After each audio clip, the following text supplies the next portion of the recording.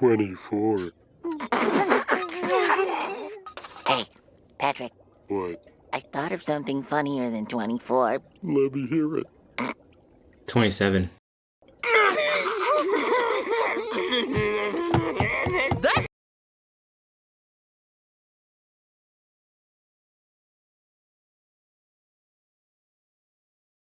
You guys remember that trailer to the Fast and Furious movie, the newest one?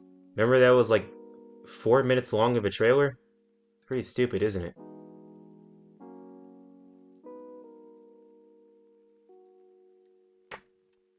When it comes to selling a product, you gotta know who you're selling it to, or at least try to figure out who that is. Sometimes it can be pretty obvious. With toys, it's children. With furniture and everyday appliances, it's adults, mostly homeowners. When it's a theme park, it's just about everyone. But when it comes to entertainment with movies, it differs. There's never really a pinpoint marketing strategy you can follow to sell a movie, or to find your target audience. In reality, all you can do is just make the movie, make it present, and wait for the results. It's like gambling in a sense. That's why Hollywood likes to play it on the safe side and use a lot of the same tropes, cliches, and story elements that you see in a lot of movies nowadays, or even just as much back then, because it's the easiest way to market their films. This way they'll know exactly who to market to and how to market to them. Making movie trailers became the pinpoint of that marketing strategy. It didn't really matter what genre the movie was, or who starred in it, or who made it. As long as the movie exists, those seats will be filled with people excited to see it. For me, growing up, movie trailers were the most exciting part about going to the movies. While I anticipate the movie that I paid money to see, I was also greeted with a short snippet of a film that I wasn't sure I wanted to see until I see the trailer. That's how powerful movie trailers are. They have the ability to show people a movie without really showing the movie. It's genius.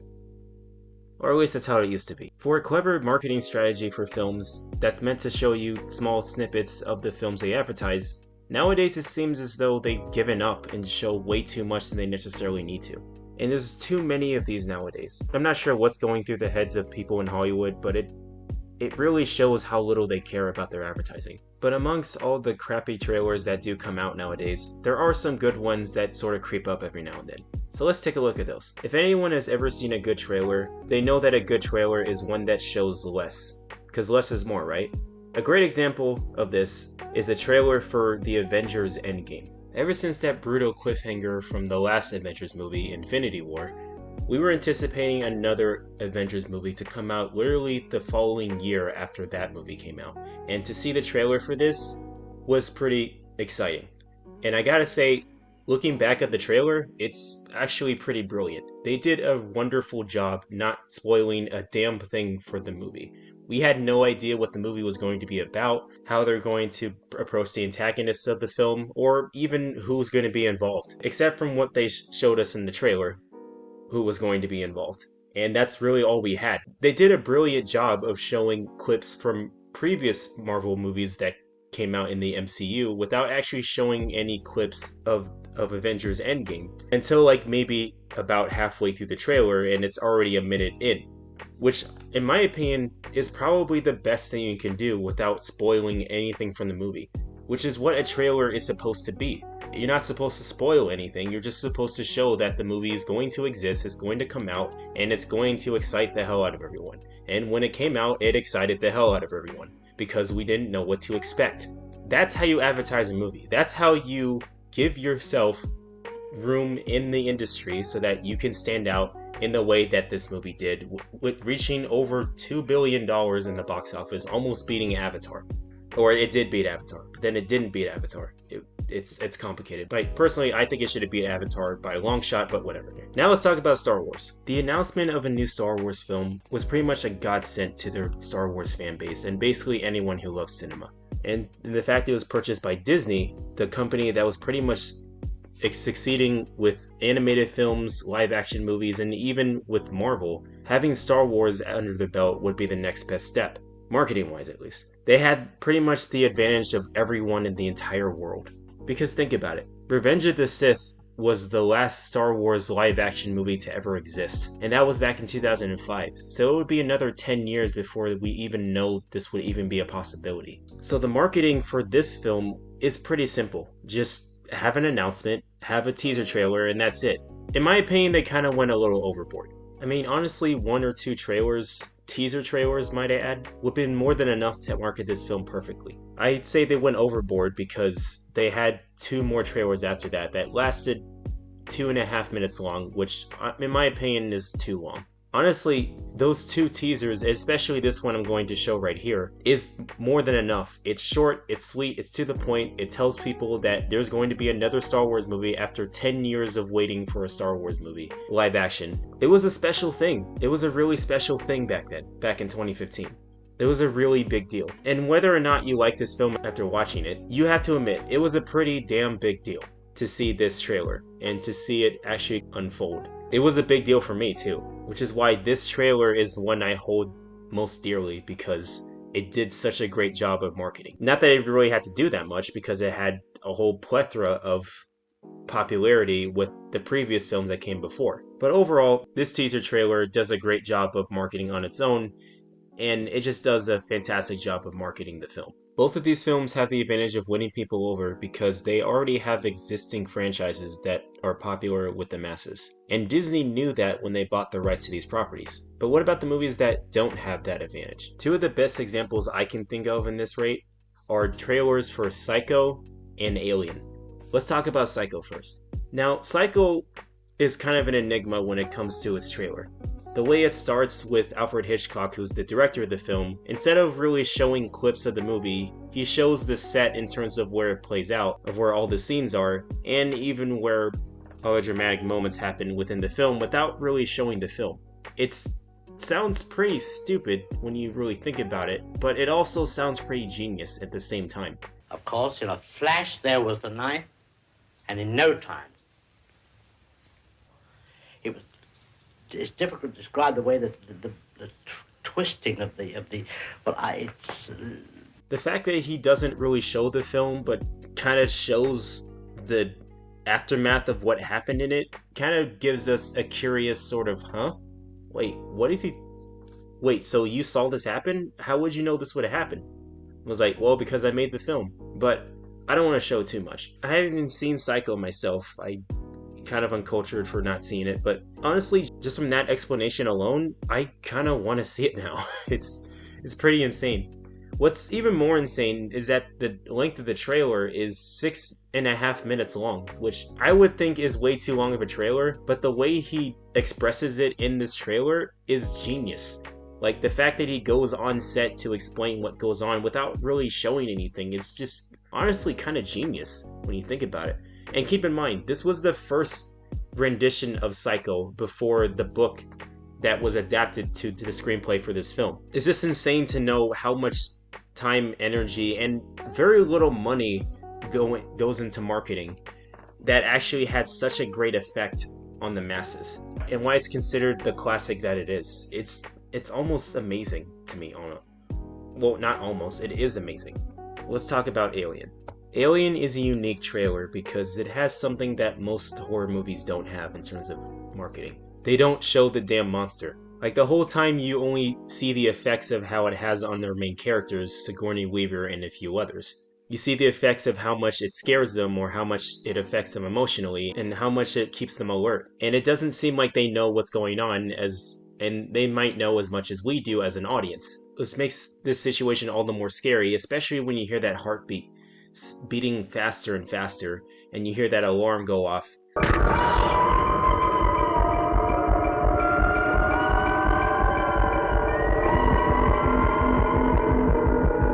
It's alerting the passengers on that ship, but before they even have time to react, at the end of the trailer, everything just goes haywire, and they barely even have time to process. You barely have time to process as an audience member, like to process like what's going on in this trailer alone. Like, what is this?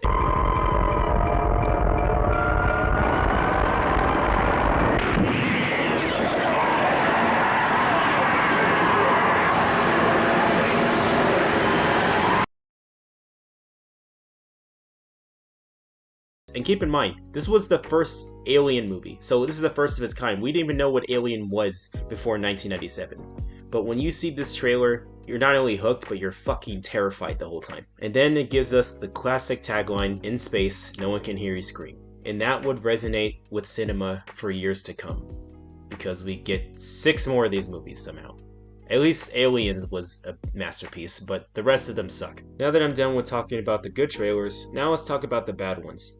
The bad trailers range between 3 different categories. The trailers that can't target its own audience, the trailer that shows way too much, and the one that's misleading.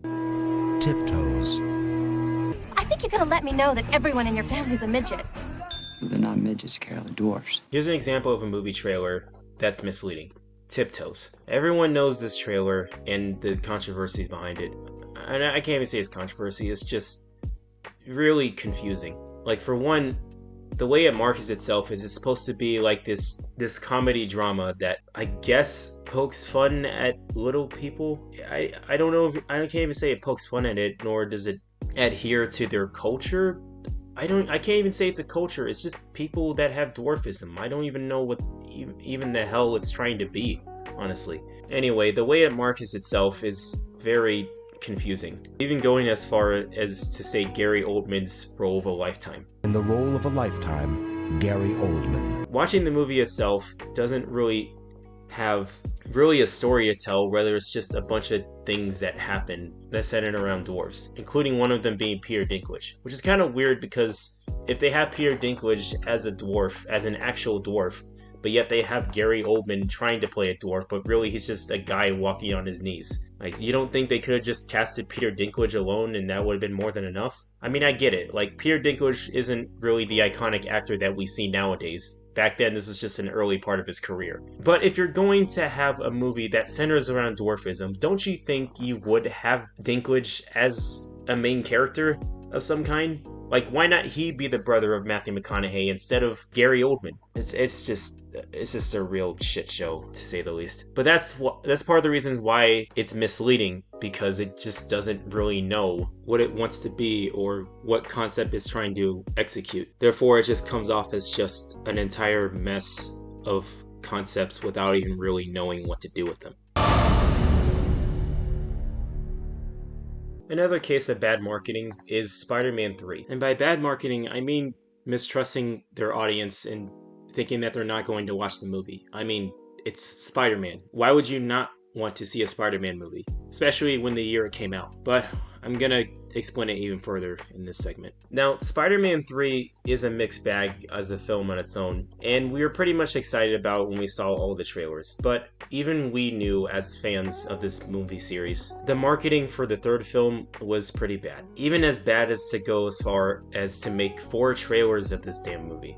The first one being the teaser, being their 3 movies, it'd be more than enough to sell people onto the film. But Sony wasn't done. They wanted to make more trailers. They wanted to make at least 2 or 3 more. The second one being just a regular standard trailer, and nothing really out of the ordinary or anything all that special, except just the fact that it exists, and it's more than enough to get people like, oh, there's another one coming up. I can't wait for this one. But then they just couldn't hold their excitement of releasing the film, Sony I mean. So they even went as far as to market the appearance of Venom without really trying to keep it a secret. They just say, hey, Venom's gonna be in this movie. Aren't you more excited? It's like, I think people would be more excited if they didn't know about that yet. But instead, Sony couldn't help themselves and just basically spoiled everything with the 4 trailers that they made. The fact they even made 4 trailers is ridiculous. If they just calm down a bit and just have some sort of faith that people are going to see a movie that has Spider-Man in it, you know, which is basically fucking anyone, I think they would know not to show too much. I guess Sony's run by boomers. I don't know. But nothing comes anywhere close to being as bad as the Fast X trailer. Holy shit, this trailer is abysmal. Is a prime example of when the studio has no faith in its audience, thinking that they're not gonna watch the film. I mean, you made 10 of these goddamn movies. You would think there would be a full house for these movies, but instead they released a trailer that's 3 minutes and 43 seconds long. 2 minutes is way too long anyways, but 3 goddamn minutes? Really? And then they released another one that's 4 minutes. And the trailer itself it spoils way too much and gives away just too much, and it sucks because it doesn't have faith in its audience of people that want to see a Fast and Furious movie, which I imagine, considering there are 10 of these, there will be a lot of those people. But Universal, just again a bunch of boomers, just don't know how to market this movie, which is odd because, you know, you think just showing cars and Vin Diesel behind the wheel, whether or not he may or may not be driving, that could be questionable. Or the fact that he says the word family. You will never be able to break my family. Could actually be more than enough, but no, it's not. And it's just awful. It's just absolutely awful. I mean, the trailer itself is just a regular modern trailer that you see basically nowadays, where they don't really know when enough is enough to show for the movie or to market it. It makes the movie a waste of time on its own because they spoil the damn thing. So it's like, what's the point of even watching it at this point? It's just kill me.